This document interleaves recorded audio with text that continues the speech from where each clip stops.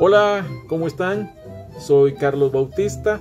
Es un gusto darles la bienvenida a este tercer capítulo de Mundo Jazz, de la serie Mundo Jazz. La forma en que he elegido de manera coloquial contar un poco de la historia del jazz, así informal totalmente, acá en mi casa. El jazz, como hemos dicho, nació en la ciudad de Nueva Orleans a inicios del siglo XX, derivado del ragtime y el blues, entre otros géneros musicales, de un origen eminentemente afroamericano. Se alimentó de otras corrientes, como dijimos en el capítulo 1, el origen, en el capítulo 2, de fiestas, funerales y burdeles. Se desarrolló entre las calles de Nueva Orleans en el día y en la noche en la zona roja, en la zona de tolerancia de los bares y burdeles de Nueva Orleans, que estaban en el barrio de Storyville y que vieron, digamos, su final cuando llegó la prohibición del consumo del alcohol en los Estados Unidos, y todos los bares y prostíbulos del Storyville fueron cerrados. Había que moralizar no solo a Estados Unidos, sino especialmente la ciudad del pecado, que era Nueva Orleans, y algo de racismo, por supuesto, había, porque el jazz debía ser borrado, esa música pecaminosa, pero no contaban con la astucia de la mafia, que en Nueva York y en Chicago sobre todo hicieron reinar el alcohol por sobre la prohibición, y hacia allá emigraron muchos de los grandes músicos de jazz de Nueva Orleans, hacia esas fuentes de trabajo. Pero antes de continuar, quiero mostrarles una belleza. Esto es una corneta, uno de los instrumentos básicos y originales del jazz. Esto no es una trompeta, no tiene los pistones, sino que la corneta básica, donde muchos músicos comenzaron a tocar repertorio de bandas militares, que fue uno de los géneros que alimentó el jazz en sus orígenes. Y quería mostrarle esto también. Este es por supuesto, es una reproducción, es un souvenir de un gramófono o victrola, que es donde se tocaban, se hacían sonar los primeros discos, no solo de jazz. Yo creo que la primera grabación en un disco fue una canción interpretada por Enrico Caruso, tal vez allá por 1910, 1911. Fue el primer disco registrado, esos de pasta dura, como este, por ejemplo. Miren esto. Este es un disco de una banda que se llamó los Cotton Pickers, que eran los reyes del foxtrot. Algo así vamos a hablar después. Esto me lo hizo llegar mi hermana, ella lo compró en un yard sale. Y claro, después de recibirlo muy emocionado, casi al borde del llanto, la pregunta, ¿y no había más?, le pregunté. Pero bueno, esa es otra cosa.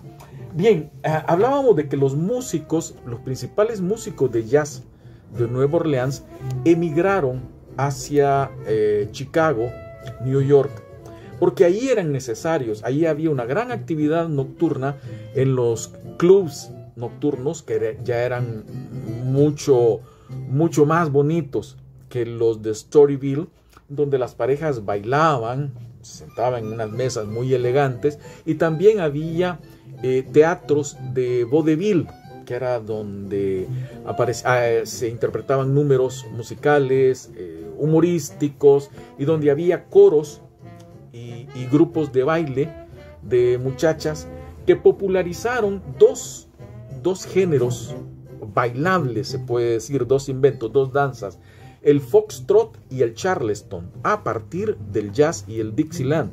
O sea que charleston y foxtrot no son géneros musicales, sino bailables.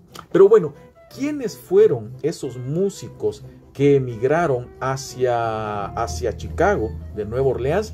Bueno, en primer lugar, uno de los más importantes, Jelly Roll Morton, un pianista de origen criollo, de ascendencia francesa, que pertenecía a la pequeña burguesía de Nueva Orleans, pero fue uno de los primeros compositores de música para piano en jazz, y que fue quien resolvió el rol de un solista y la forma de integrar ese solista dentro de una banda que en la mayor parte del tiempo improvisaba. Entonces Jelly Roll encontró el equilibrio entre el solista y el grupo, como esto que estamos escuchando. Y también fue el primero en realizar grabaciones para piano, como esto que tenemos acá, el King Porter Stomp. Claro, las grabaciones, las buenas grabaciones como esta, fueron ya realizadas allá por 1926, pero los temas son anteriores. Entonces, Jelly Roll aportó los primeros solos, o la forma de encarar los solos dentro del jazz. ¿Y quién más? Bueno, Sidney Bechet, un clarinetista que fue un niño prodigio en las bandas callejeras de Nueva Orleans, y que fue uno de los primeros que se trasladó hacia Chicago. Ahí tuvo mucho éxito. Uno de sus grandes éxitos fue esto que estamos escuchando, Mozart Ramble.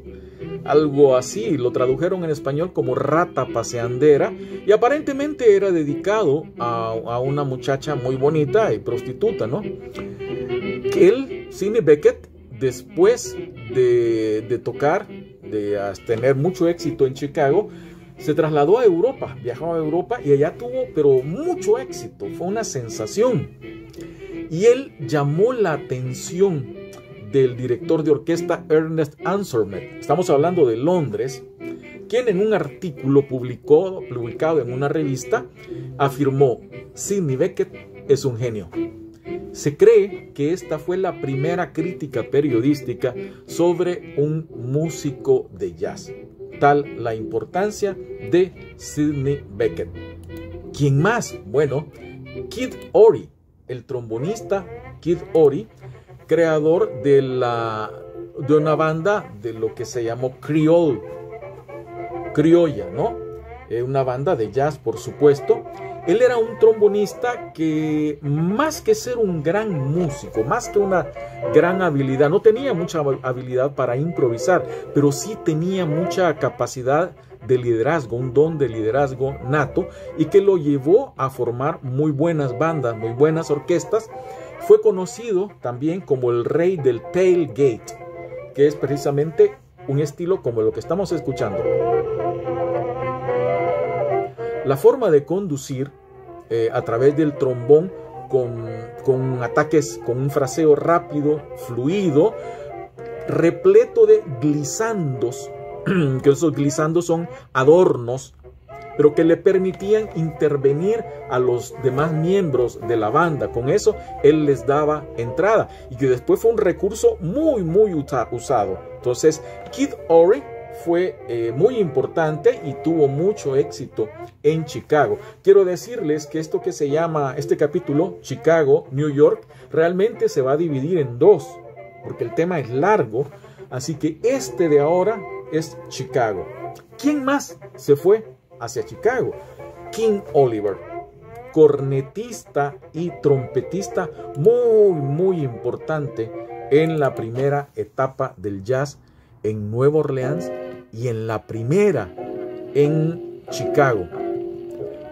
Él sí tuvo la capacidad de generar grandes grupos con los mejores, de reclutar a los mejores músicos dentro de su banda, de liderar, y sobre todo fue uno de los primeros que se trasladaron hacia Chicago junto con Sidney Bechet, y allá formó una banda de mucho éxito, porque tenía a los mejores, gente como Johnny Dodds, como Sidney Bechet, como Louis Armstrong y la pianista Lil Harding. Louis Armstrong nunca dejó de elogiar a King Oliver como su maestro, y fue uno de los más exitosos en la primera época dentro de Chicago.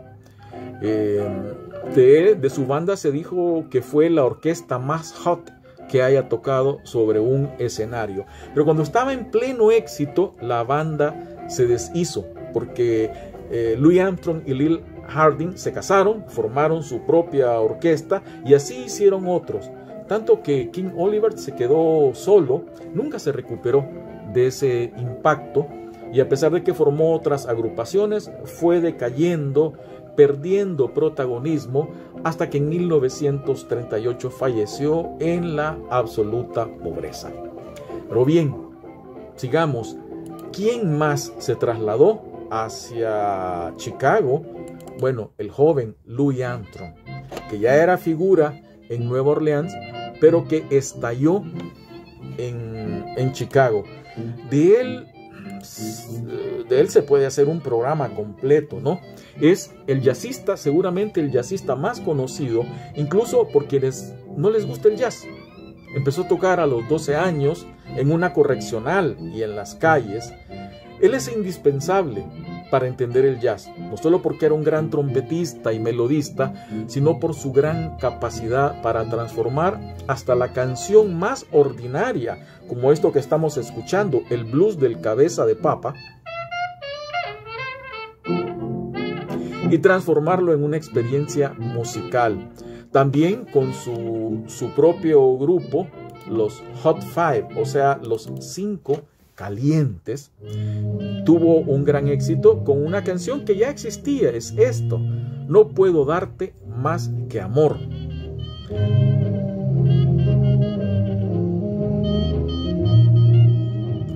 Fue un éxito en los clubs nocturnos, bailable, porque tenían pista de baile, y ahí comenzó a hacer su fortuna Louis Armstrong. Ya los músicos de jazz ya tenían dinero, ya conducían autos como este, por ejemplo, ¿no? Ya no eran pobres. Y Louis Armstrong no solo tuvo este gran éxito.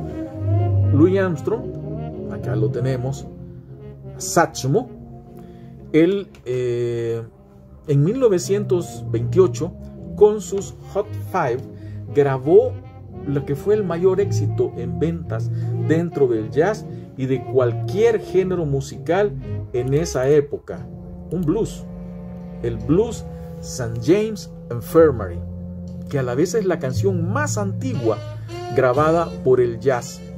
El título proviene del St. James Hospital de Londres, un centro religioso que fue célebre durante el siglo XVI por albergar a leprosos. En 1532, Enrique VIII lo cerró para construir ahí el Palacio de St. James.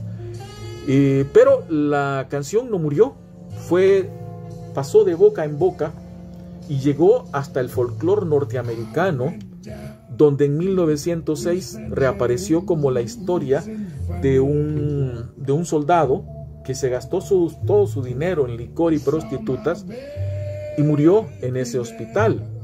Pero la canción, la versión que Louis Armstrong grabó en 1928, hablaba, o más bien era el relato de un hombre que en un bar contaba cómo, después de regresar de la guerra, buscó a su novia que se había dedicado a la prostitución y la encontró en el hospital de St. James, pero que llegó tarde y ya había fallecido. Louis Armstrong tuvo un éxito enorme con esta canción. Su forma de tocar la trompeta, su forma de cantar y tocar y contar una historia fueron impactantes. Sobre Louis Armstrong vamos a hablar más en la siguiente etapa, sobre Louis Armstrong y cómo el jazz también hizo escuela en New York. Ahora se nos acabó el tiempo, los dejo los dejo picados con esta historia. Vamos a hablar un poco más acerca de Louis Armstrong, acerca del jazz en el siguiente capítulo, que es la segunda parte de Chicago, New York. Hasta entonces, soy Carlos Bautista. Gracias por su compañía.